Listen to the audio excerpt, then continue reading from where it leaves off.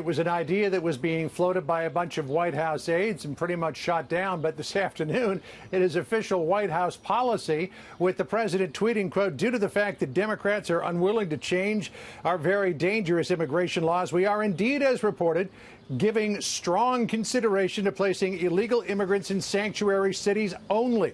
The radical left always seems to have an open borders, open arms policy, so this should make them very happy."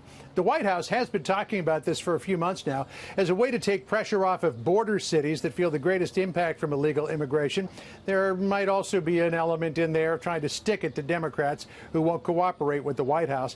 While the president says he's being given strong consideration of placing illegal immigrants only in sanctuary cities, the White House denies putting any pressure on the Department of Homeland Security or Immigration and Customs Enforcement to do it. The incoming ICE acting director, Matt Albence, who was the acting deputy when all of this was going down, confirmed that in a statement, saying, quote, "As the acting deputy, I was not pressured by anyone at the White House on this issue. I was asked my opinion and provided it, and my advice was heeded.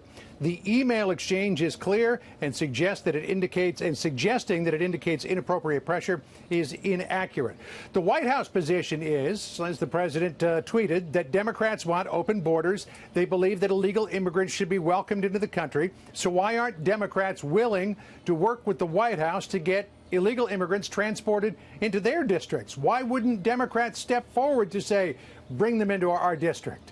Here's how Nancy Pelosi responded to that. Anything about it, but again, it's just another notion that is unworthy of the presidency of the United States and disrespectful of the challenges that we face as a country, as a people, to address who we are, a nation of immigrants.